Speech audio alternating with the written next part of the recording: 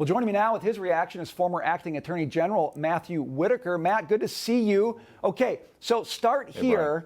I want to talk about the charges that he's facing. Sort through them for us, because the wording of these charges really never seems to correspond to what people actually think happened. So talk about what's really going to stick, what's really most important here.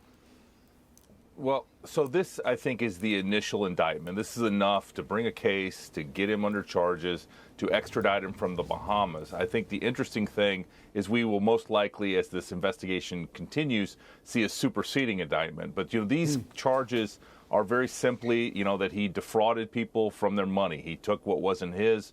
The interesting is the eighth count, which is the conspiracy to commit campaign finance violations. I think that's a very interesting piece of this case. There's allegations now that he was using straw donors to make donations in other people's names to political campaigns. And so, I think we're going to start at 8 counts.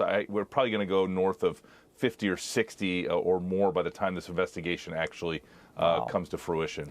So talk about the timing of the arrest. Everybody's been weighing in on this, and I still can't figure it out, because it seems to me if you're a prosecutor, the last thing you want to do is preempt an on-the-record, under oath congressional hearing for the person you're going after. And yet that's what happens. This could not have been driven by prosecutorial strategy. What's going on here? Yeah, that's a really good point, Brian. I think they kind of saved him from himself. He'd already done these media interviews where he'd gone on the record and made certain statements.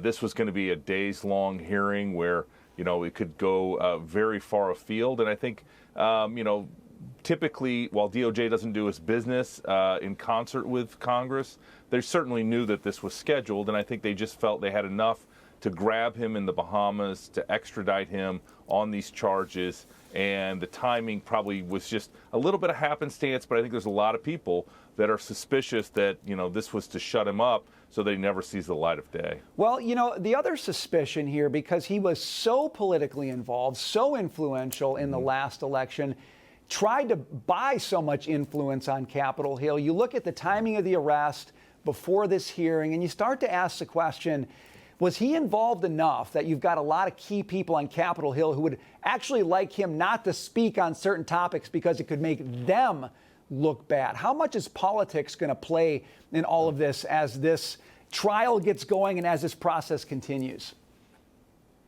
Yeah, I think this case is always going to have a veneer of politics. He was actively engaging with regulators and with members of the House and the Senate on cryptocurrency regulation and whether or not it should be heavily regulated or softly regulated.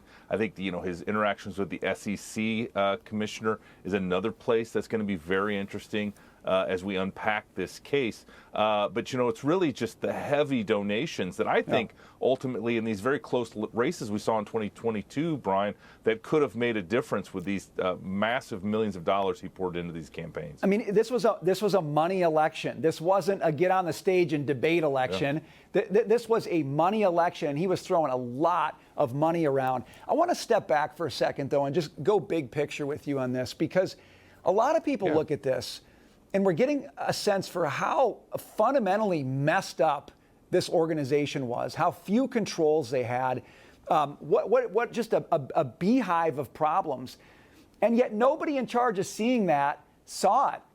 We have no shortage of regulators in this country. No shortage. They're all over the place. We've got agencies all over the place that touch on this. Nobody said anything. Why is that the case? Is that because crypto is too arcane for people to understand, even the regulators? Or is it one of those cases where regulators maybe were looking away again because you had such political clout with SBF? Well, Brian, I think you watched the hearing today with the new CEO for FTX, and you saw several members of Congress that were wrestling with exactly what cryptocurrency is or isn't. I think it developed without enough regulation, and so it was a little bit of a Wild West. Obviously, now Congress is struggling with how to regulate it. There's certain investments that are just barred in the United States, and then there are things like cryptocurrency that, while allowed, are softly and lightly regulated, and I don't think anyone has decided how they should be regulated. But ultimately, this is going to take some really smart people getting together to try to figure out how to bring reasonable, fair, and smart regulation to a very developing and really big market, quite frankly. So we're looking at a live shot in the Bahamas there, and the latest breaking news here was he's not going anywhere until February 8th. I mean, he's been, no bail for him. He's been arrested. He's in the Bahamas. He's going to spend Christmas in the Bahamas quite a bit longer than that. In fact, what do you think about that, being in the Bahamas versus a quicker extradition to the U.S. where all of this is going to play out? Yeah, well, I think the Bahamian authorities have not decided how they're going to treat him. Are they going to allow him to leave their country and let the U.S. carry the laboring oar in putting him away for the rest of his life? Or do they want to prosecute him first and then hand him over to the United States for secondary and later prosecution? So I think it's going to be interesting. And then also, the U.S. while they told the Bahamas government that there were charges pending, and that's why they arrested him. They hadn't filed formal extradition counts or papers with that country, and so the process takes some time. And as you can imagine, in the Bahamas, things move a little slower than most places. but things may move slower, but that some of the timing here, Matthew, just really boggles my mind. And again, I go back to that arrest timing. Yeah. It just seems like, could that really have been the choice of the prosecutors or something else there? We got to leave it there. It's always good to see you. Thanks for weighing in with us. Okay. Thank you, Brian. Good to be with you.